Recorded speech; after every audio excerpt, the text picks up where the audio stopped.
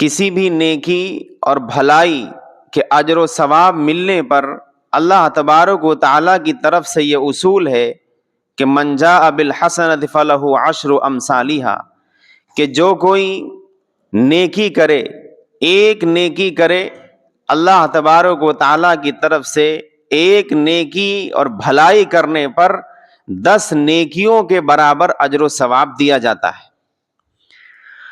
اس کے برخلاف کسی برائی اور گناہ کے کرنے پر اللہ تبارک و تعالیٰ کی طرف سے جو اصول ہے وہ بالکل الگ ہے۔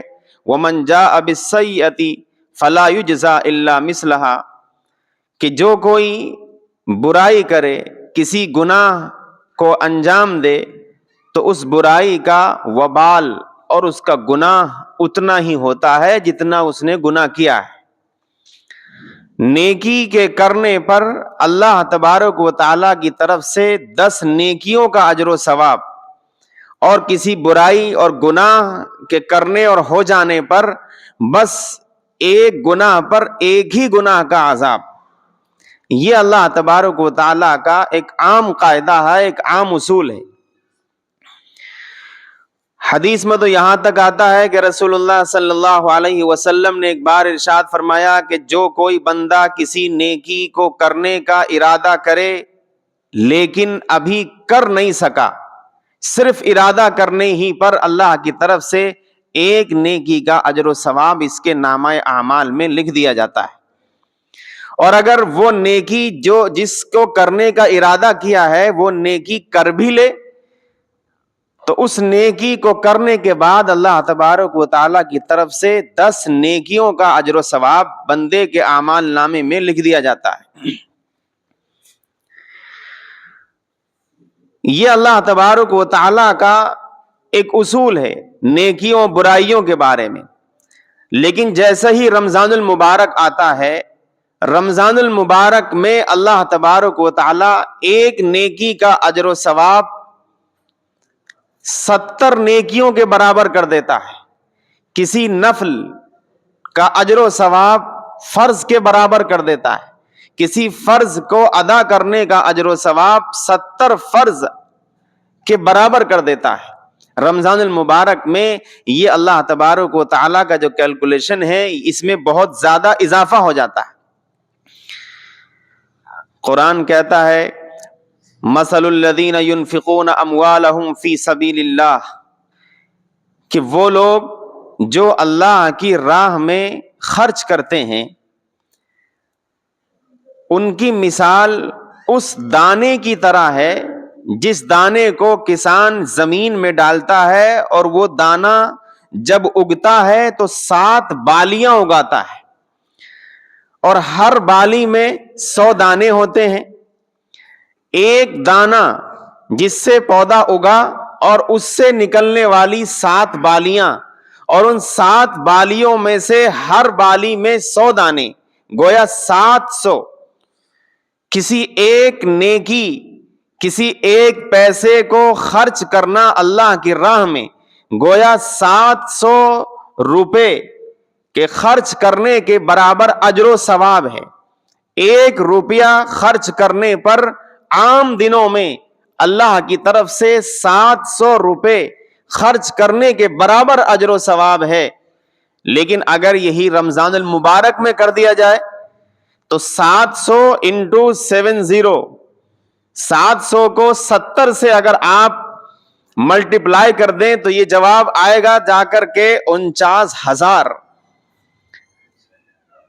1 روپیہ اللہ کی راہ میں خرچ کرنا عام حالات میں 700 روپے تک کا اجر و ثواب رکھتا ہے، اور اگر یہی رمضان المبارک میں کر دیا جائے تو پھر یہ 1 روپے کے خرچ کرنے کا اجر و ثواب 49,000 روپے کے برابر کر دیا جاتا ہے۔ یہ رمضان المبارک کے وہ لمحات ہیں، رمضان المبارک کی یہ برکتیں ہیں، یہ رحمتیں ہیں کہ اللہ تبارک و تعالیٰ اس مبارک مہینے میں اپنے عام اصول سے ذرا ہٹ کے اپنے بندوں کو نوازتا ہے۔ عبادات جو اللہ تبارک و تعالیٰ نے ہمارے اور آپ کے ذمے لگائی ہیں، جس میں سے نماز ہے، روزہ ہے، یہ دونوں جسمانی عبادتیں ہیں. ہر عاقل بالغ مسلمان مرد یا عورت سب کو ان دونوں عبادتوں کا کرنا ضروری. روزہ اور نماز یہ جسمانی عبادتیں کہلاتی ہیں. ایک عبادت ہے جو مالی عبادت ہے، مال کے ذریعے وہ عبادت کی جاتی ہے. اس میں اللہ تبارک و تعالیٰ نے کنڈیشن لگائی ہے. ظاہر ہے ہر آدمی اس عبادت کو نہیں کر سکتا. تو جو مال کے ذریعے عبادت ہے، مالی عبادت، چونکہ بہت مشکل کام ہے. ہم لوگ دیکھتے ہیں کہ نماز پڑھنا آسان ہے، روزہ رکھنا آسان ہے، لیکن اپنے خون پسینہ ایک کر کے اپنی محنت کی کمائی میں سے 2 پیسے اللہ کی راہ میں خرچ کر دینا، کسی ضرورت مند کو اس کی ضرورت پوری کرنے کے لیے دے دینا، یہ ایسا کام ہے کہ بڑے بڑے نمازی اور بڑے بڑے حاجی، بڑے بڑے روزہ رکھنے والے اس عبادت میں آ کے فیل ہو جاتے ہیں. کیونکہ مال کا مسئلہ ایسا ہے کہ آدمی مال کو اپنی جان سے زیادہ چاہتا ہے.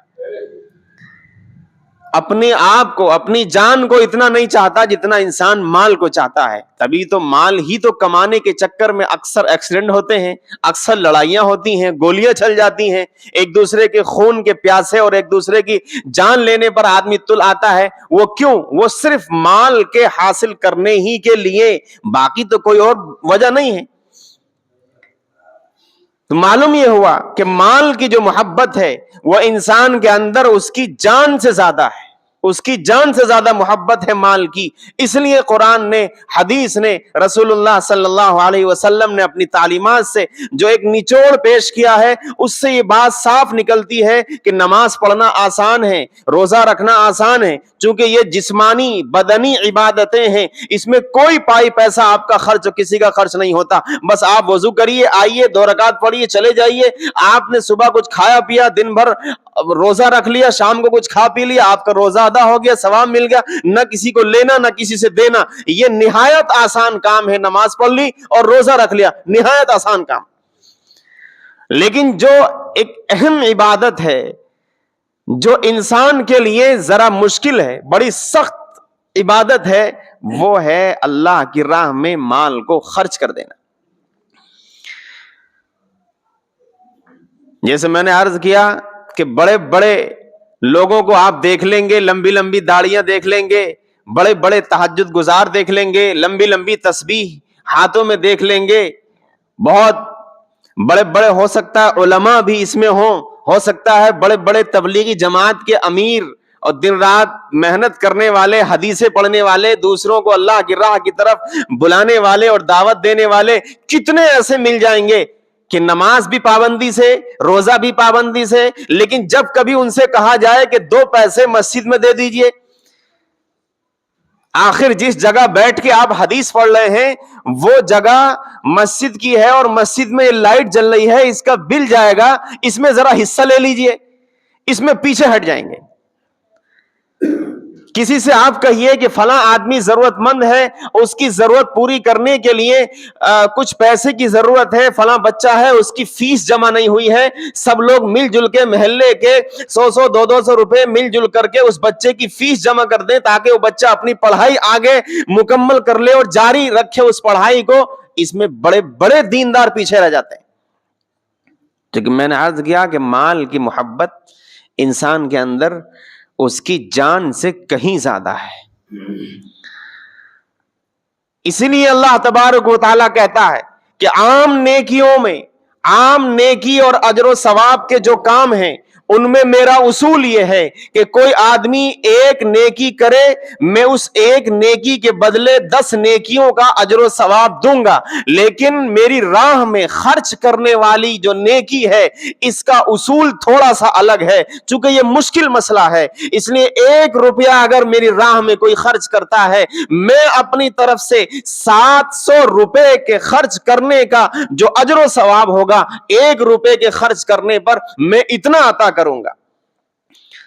یہ نماز کے لیے نہیں ہے، روزے کے لیے نہیں ہے، حج کے لیے نہیں ہے، یہ صرف اللہ کی راہ میں اپنے مال کو خرچ کرنے پر اللہ تبارک و تعالیٰ کی طرف سے یہ خصوصی اضافہ ہے، خصوصی آفر ہے۔ اور قرآن کہتا ہے کہ دیکھو مال کے خرچ کرنے میں تم یہ نہ بھول جانا کہ ہم کوئی بھی مال قبول کر لیں گے، کسی بھی نیت سے دیا ہوا قبول کر لیں گے، نہیں۔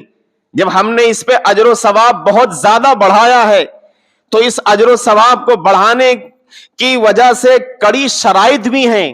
آپ کا جو مال جو خرچ کیا ہوا ہے وہ آپ نے اخلاص اور سچائی سے دیا ہو، دکھاوے کے لیے نہ دیا ہو، دینے کے بعد کسی کے اوپر احسان نہ جتایا ہو۔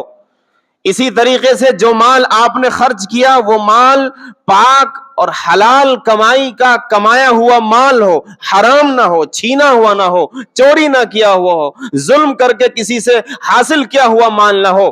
قرآن کہتا ہے لا تبطلوا صدقاتکم بالمن والعذا، اے لوگوں احسان جتا کر، تکلیف دے کر اپنے کیے ہوئے صدقے کے اجر و ثواب کو ضائع نہ کرو۔ دے تو دیا اور دینے کے ساتھ ساتھ یہ کہہ دیا کہ میں یہ ٹھیک نہیں ہے مولانا، ویسے لے جاؤ، لے جانے کو سب ختم، اس سے تو آپ نہ دیجئے۔ قرآن کہتا ہے قول معروف ومغفرۃ خیر من صدقۃ یتبعها اذى، کہ بھلی بات کہہ دینا، اپنی زبان سے کوئی اچھی، کوئی میٹھی بات، کوئی میٹھا بول اپنی زبان سے نکال دینا، یہ آپ کے اس صدقے سے بہتر ہے جس صدقے کو کرنے کے بعد آپ اس کو تکلیف دیں یا احسان جتائیں۔ اس سے تو اچھا یہ تھا کہ آپ یہ کہہ دیتے کہ بھائی ابھی گنجائش نہیں ہے، پھر کبھی انشاءاللہ دیں گے، یہ زیادہ بہتر تھا اس سے کہ آپ نے دیا اور دینے کے بعد احسان جتا دیا، سب ختم کر دیا۔